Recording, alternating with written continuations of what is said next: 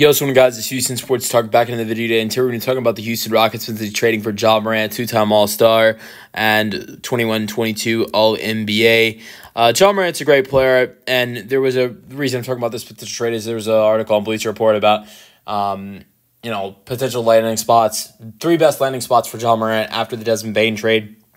I think Grizzlies decided to trade Ja Morant, and the Rockets were listed as one of the teams that would be one of the best fits for Ja Morant.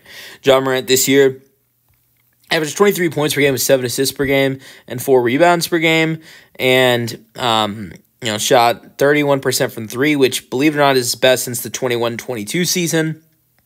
He shot 34% from 3, and he shot a total of 45% from the floor.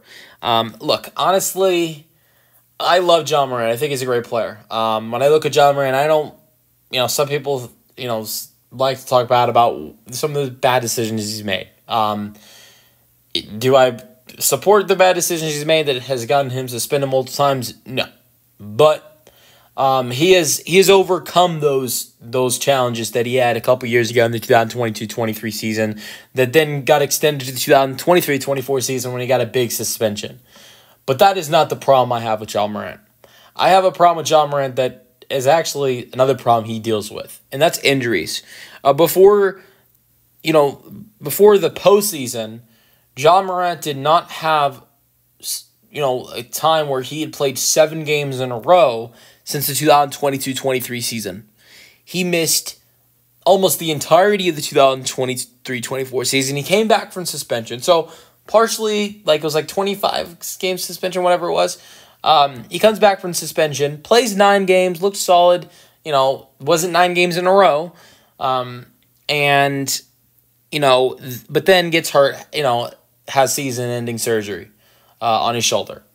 And then we see him come back this season, play a lot more this season than he did the 2023-24 season, but still misses 32 games. And like I said, he was good when he's out there. Three-point shooting is not great, but and field goal percentage was down compared to last year, but to be fair, he didn't play that much last year, really. But it was his second worst of his career. But I think when he's out there, he's very good. And I think he'd fit well with this Rockets team. Pairing him next to Alperen Şengün, pairing him next to Min Thompson, that'd be great for him, I believe. But here's the problem. It just makes this Rockets, so even, and this is the case, especially if he misses games, but when he's on the floor, the Rockets team has a problem of being a poor three-point shooting team, a poor shooting team. Ja Morant doesn't fix that issue. He honestly just makes it worse. Because if I'm the Rockets, I don't want to give up Jalen Green and a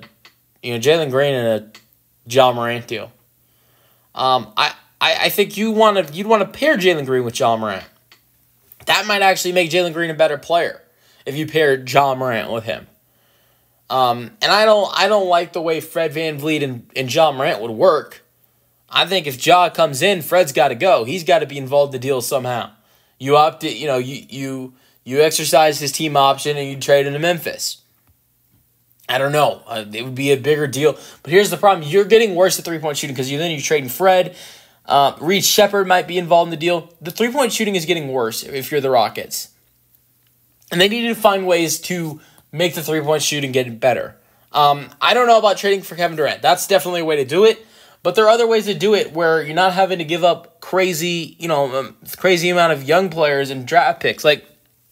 I've talked about how much I'd love to see the Rockets go out there and trade for Trey Murphy, a great three-point shooter and scorer from New Orleans. He would help this team out a lot, and I don't think it'd be as much to give up as compared to trading for a Ja Morant or a Kevin Durant, or as well as potentially signing a Nickeil Alexander-Walker, a great shooter. You could probably bring in both Nickeil Alexander-Walker and Trey Murphy and find a way of making that work.